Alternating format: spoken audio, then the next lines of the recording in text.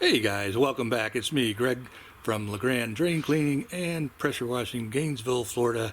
And in today's video, we're going to talk about that side inlet vortex, how to install it, what comes in the kit, and why you should get one. So hang with me. Don't forget, hit those thumbs up buttons, hit the subscribe button, hit the little bell dingy if you want to get notified of new videos, and use that Amazon link or any other link that I give you to help old Uncle Greg out.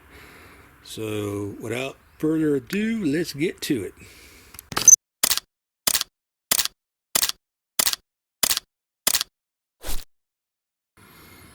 If you're going to install this kit on your own, you're going to need a couple things. You'll need the kit, obviously, and the kit comes with this vortex side mounted inlet, a gasket, and then it'll come with 6 new screws that you'll put through, and they'll have washers, and they'll have the little nylon lock nuts that go with it. You're also going to need something to cut the side of your vacuum and perform surgery, because you'll take off the inlet.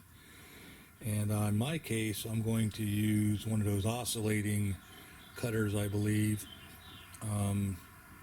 which will cut through metal, I hope. We'll find out here when we go to put it together. Other people use a jigsaw. If you're going to use a jigsaw, use a really fine metal blade, because the walls of the vacuum are thin. Some people use tin snips. You know, it doesn't have to be exact perfect, but you want to make sure that you protect, you know, the stainless steel drum when you're cutting through it. You don't want to bend it all up. So we're going to get into it in a little bit. You'll also need a Sharpie or some kind of magic marker to make some marks.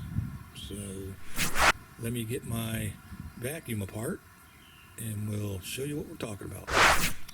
And to start off with, when you're going to put in that side inlet, take the head off of the machine, set it carefully over there somewhere where you won't break it. And of course I lied, you'll need your screwdriver to take the 4 screws out of the back to get that inlet out. So let me get that out, and then I'll show you the next step. Here you can see I made my outline. Okay, so when this sits in there like that, it'll cover those holes. And also, once I cut this out, I'll show you how to do that. So it's off to get my tool to cut that out. Just to let you know, the oscillating fine tool, or whatever brand you have, Lowe's or whatnot, did not cut through this. It's kind of a pain. So I used the trusty Sawzall, which most people shouldn't. I really took my time going around. Obviously you can't quite bend perfect with them. So I'm going to take a sharp object and score this right here, like maybe a screwdriver, and then I'm going to take these pliers and cut that to bend it, because I can't get my blade in. But I guess you guys would have to try a jigsaw with a really fine blade, would be better. Once I get done with that, I will take my little file and smooth those edges out some. I don't know how well this is picking up the video, but I took the screwdriver, and with the edge I scored a couple lines back and forth. Now hopefully when I bend this, it'll pretty much be weaker at that point and break off there. So maybe I'll need these pliers, which I probably will, to grip it, but let me do that. I can't do it with 2 hands. And this is a good opportunity for you guys that are metal workers, or, you know, have way better skills and tools, can say, hey Greg, what a dummy. Put it in the comments how you would have cut this out and what you would do to make it better. Thanks. So now I have that cut out nice. When you are wiggling this piece back and forth, just be real careful that you know, don't cut yourself, because that is some sharp stuff. So let me get my file down a little bit. After about 4 days of filing, you should have something that looks like that. I'll probably go back with a jigsaw later. I'll round that out just a little bit more for all of you who have to be precise, but basically you wind up something like that. You can see this hole's almost gone. It doesn't matter. So I'm going to peel this sticker off, and we'll put this where it goes, and you can see that it, you know, make sure that you get it in place. You don't want to stretch it. Once you get that in place, you'll stick it on there. And I guess I could have rounded that out just a little bit more. And you'll drill 6 holes through there. So I wish I had a jigsaw, but I don't. We're back after 40 hours more filing. I've got my sticker put on. I'm trying to be careful not to stretch it out of whack.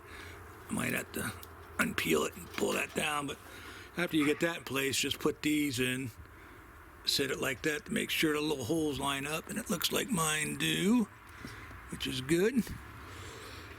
And so now I will find out what drill bit I need, and I will put my screws in. Before I drilled all my holes, I wanted to make sure I got one in place. I put this in and just snugged it up.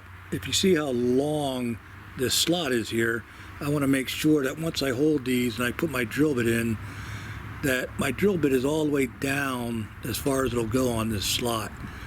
You know, these are plastic ears.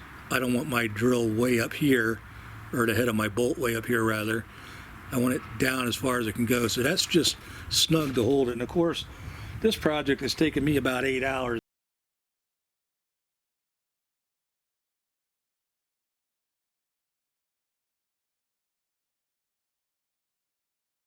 Because, you know, every time I turn around, I got to get a little bit different tool. But if you guys are watching, you see that? That's one of those weird little heads. For, you know, whoever made these, I think should be shot, strung, and quartered. But anyways, so I had to stop and go through the shed and hunt down the proper little tool that would go in there. And to be quite honest with you, I should have just went to the hardware store and bought some more bolts, but I believe that's about a 1/4 inch bolt, and I use a 9/32 drill bit to go through. So now that I have that, I'll drill one more and put it in down here so that I know that it's real snug, and then I'll drill the rest of them after I get that one in place. So bear with me. And I just thought I would point out, since we're almost done with the video, that of course once I was going around, I realized there was 8 washers. 12 washers. There's 6 this size and 6 of the smaller size that you can see down there. So I had to undo those first 2 screws to put these on, which offer a little more protection for the ears. That is sitting a little crooked, but that's okay. It's nothing too bad. I just want to also point out, use a pilot drill to go through first, especially on these 2 right here. These 2 are the ones that are closest to the metal. I will probably wind up getting even bigger washers to put in there. You can see they just barely clear that cutout. The other 4 are way out of there. So we're in good shape. We'll put this last screw in, and that'll do it. And we got her all hooked up. Got the whatchamahiggy running, the generator running. Crank her on, see how.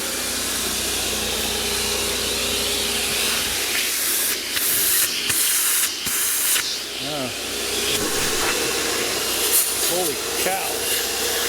Hang on a minute. Sure feels like it sucks a lot more, and that's a bigger area. I have to go do a test on it. Can I even see what I'm doing here? Upside down. So, as always, subscribe, hit that thumbs up. Tell me in the comments what you think of the job or better ways to do it. And buy anything you want on those links. Ones like Amazon will help support my channel, and other ones like the ones to the vacuum I don't make a dime off of. But share the video on Facebook, YouTube, and your favorite forum. Till next time, see ya.